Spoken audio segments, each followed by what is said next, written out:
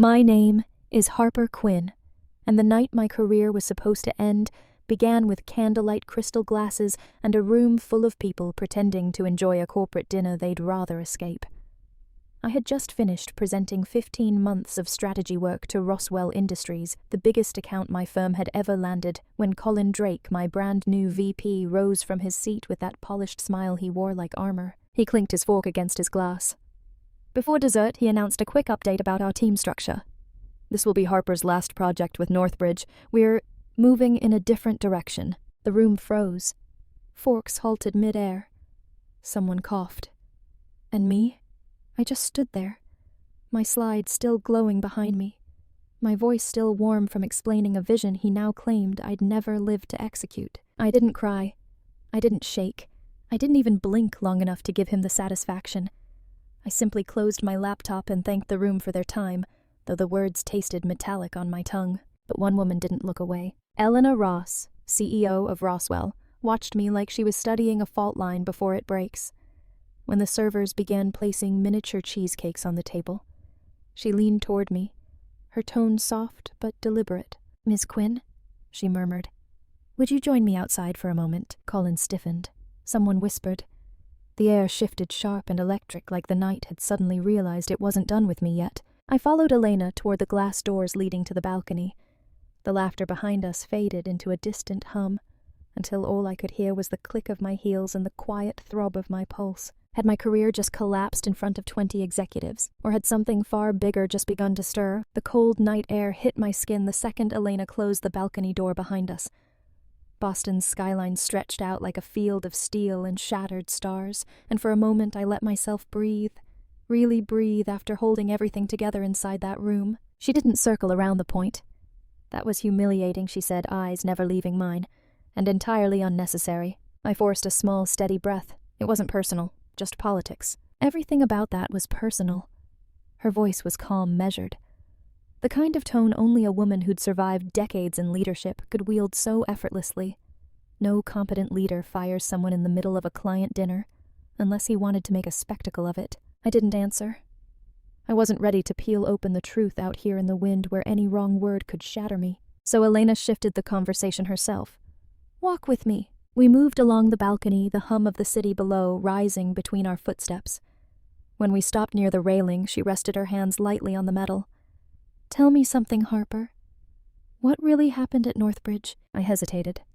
Not because I wanted to protect the company, but because part of me still had that corporate instinct to minimize, to swallow, to survive quietly. She noticed the pause.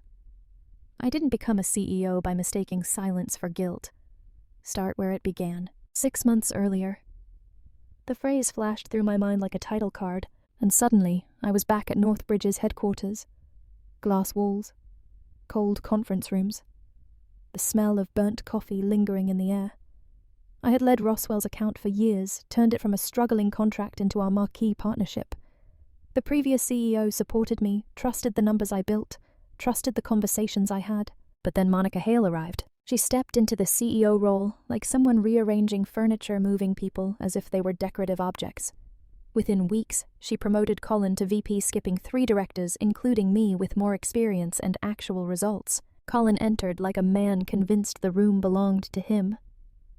New deadlines, new demands, new expectations about how optimistic our projections should look for the board. When he asked me to smooth the volatility in the cost forecasts, I refused. When he pressured me again, hinting that team players move faster, I refused louder. That was the moment I knew a line had been drawn, one he expected me to cross, and one I never would. Standing on the balcony with Elena, I finally said it aloud. They didn't fire me for performance. They fired me for saying no. Her eyes sharpened, reflecting the city lights. "Good," she said, "because saying no is exactly the kind of person I invest in." I didn't know it then, but that sentence was the first crack of light in the door to everything that would come next. Elena didn't rush me. She let the silence stretch, giving me space to finally breathe out the parts of the story I'd kept buried. The wind tugged at her silver hair, but her expression stayed steady, like she'd already known what I'd say. "Harper," she murmured. "I've led Roswell Industries for 20 years. I've seen projections twisted and polished to please shareholders. What I rarely see is someone who refuses to lie when lying is easiest." Her words sat somewhere between reassurance and assessment. Then she asked the last thing I expected. Would you be open to exploring something outside Northbridge? I blinked. Explore what? A fellowship, she said. 18 months with Civic Metrics Lab. They work with regulators, investors, industry leaders. Their focus is transparency and data integrity. I'm on their board. My breath caught. Civic Metrics wasn't just another organization, it shaped the rules everyone else followed. Before I could respond, the balcony door burst open. Colin stepped out, flushed and forcefully cheerful. There you are, Elena. I hope Harper isn't dragging you into internal issues. You know how transitions get. Oh, Elena didn't even look at him. We're discussing an opportunity. For Harper. Colin froze. An opportunity? A fellowship, she repeated deliberately louder, focused on ethical projections and executive accountability. The temperature dropped. Colin's eyes flicked between us. Elena, I'm not sure that aligns with... It aligns perfectly, she cut in, her voice steel. Especially after seeing how your team treats its talent. Those 2 words hit him like a slap. He tried again, desperate now. If there were misunderstandings, I can... Colin, she said, turning to him at last. Your handling of tonight has told me everything I need to know. He opened his mouth, but nothing came out. Elena touched my arm lightly. Think about the offer. Adrian Park from the lab will contact you tomorrow. She paused. And Harper, you're not the one who should be embarrassed tonight. She walked back inside, leaving the door open. Colin stood frozen, then hissed, stripped of his smile. What did you tell her? I met his stare evenly. Nothing, you didn't give her yourself. His jaw tightened. The confidence he wore like armor finally cracked. And for the first time that night I felt the ground shift not under me but under him. 3 months later, I stood in a sunlit office in Washington, D.C., staring at a whiteboard I hadn't filled yet. Civic Metrics Lab felt less like a company and more like a blend of research center, strategy room, and ethics think tank. Adrian Park, the lab's director, set a cup of green tea on my desk. You settle in quickly, he said. I'm recalibrating, I replied. Exactly what we do here, he said, tapping the board. You've seen where forecasting cracks form. Now you get to study why. For the first time since Northbridge, I felt like I was building instead of defending. My fellowship focused on performance theater, how companies mask problems with pretty numbers. The first month was interviews former CFOs, analysts with regrets, regulators fighting outdated laws. Their stories echoed mine. Then in the second month, the past resurfaced. Late one evening, a text appeared from an unknown number. You need to see what's happening at Northbridge. Check your email. The anonymous inbox held log files, dashboards, screenshots, Northbridge's internal data, edited financial models, inflated projections, manipulations made after I left. The timestamps were from the last 2 weeks. At the bottom was a final line. They're doing it again. Worse this time. A chill settled through me. Someone inside trusted me enough to leak proof that could topple leadership or the whole company. As I stared at the screen, Adrian walked back in with his coat. Still here? He asked. Something came up, I said quietly. Northbridge. I nodded. He didn't look surprised. Then your project isn't just research anymore. And I realized the story I'd tried to leave was pulling me back, not as a victim this time, but as someone with the power to expose it. 2 weeks later, an embossed envelope arrived, an invitation to the National Data Governance Summit, the biggest event for anyone who worked with numbers, or the fragile trust behind them. I'd been asked to present early findings on performance manipulation, not finished but provocative enough. In Manhattan, the hotel swarmed with ambitious executives, flashing cameras and overlapping panels. I would be speaking the next day.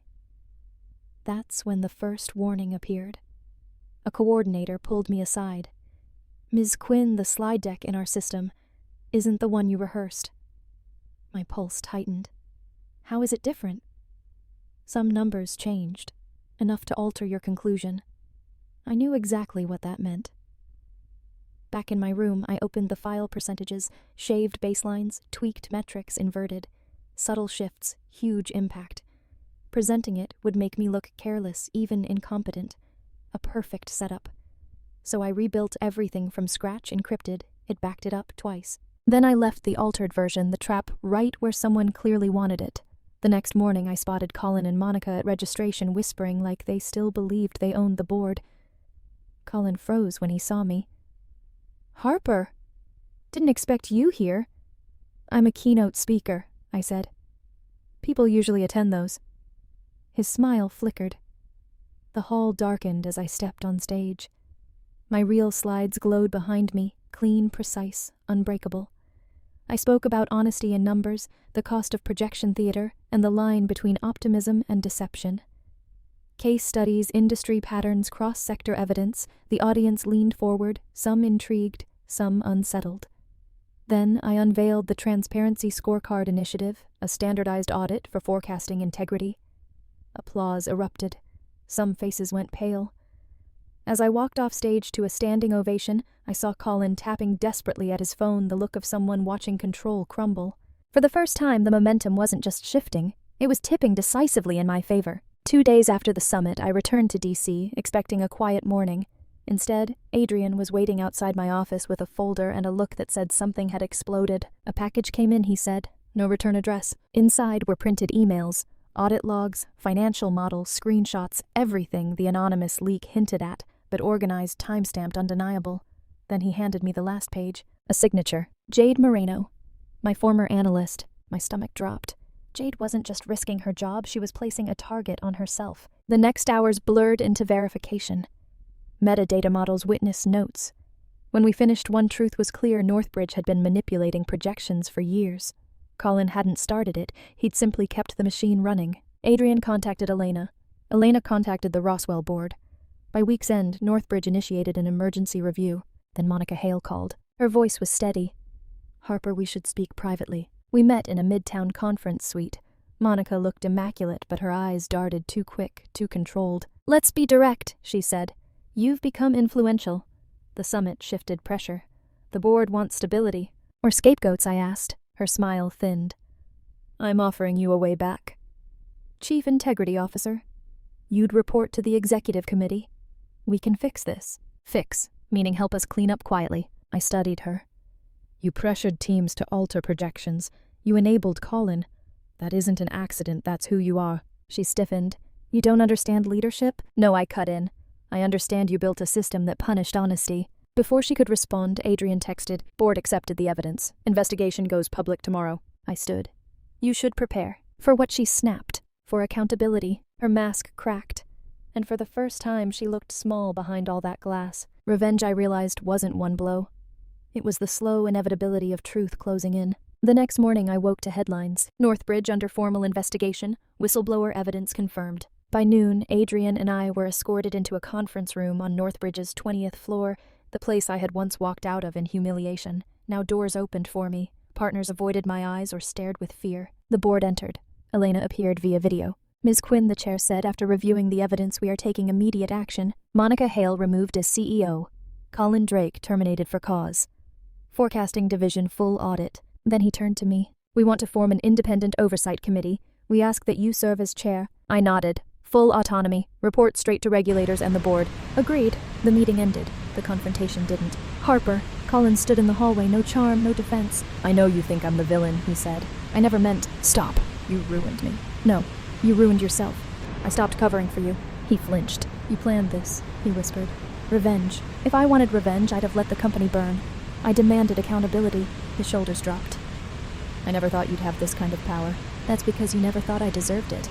There was nothing left to say. I walked past him, each step closing a door. 3 weeks later, I sat in my small office at Civic Metrics, simple, modest, but mine. The first transparency scorecard printed from the machine beside me. It included audit scores and a new category, corrective integrity path, a map for companies willing to rebuild. Northbridge sat in the middle, not failing, not passing, a limbo where second chances lived. Sunlight streaked across my desk as my reflection in the window looked sharper, steadier. My phone buzzed a message from Jade. They're rebuilding the workflow, training people. No shortcuts. It's real this time. Relief washed through me, quiet and deep. Adrian knocked. Heading out soon. In a minute, he stepped in. Most people would have burned Northbridge to the ground. I know. But you didn't. I turned the scorecard pages. Revenge isn't destroying what broke you. It's making sure it can't break anyone else. He smiled. Tomorrow's announcement will shake the industry. Ready. I watched the skyline cars glowing like small moving stars. For once I wasn't fighting the tide. Yes, I said. I'm ready. After he left, I slipped the report into its folder, turned off the lamp, and stepped into the hallway. The building hummed, focused, alive. As the elevator doors closed, the city lights rose to meet me, and in the quiet between floors I finally understood. This wasn't the revenge they feared. It was the justice they never expected.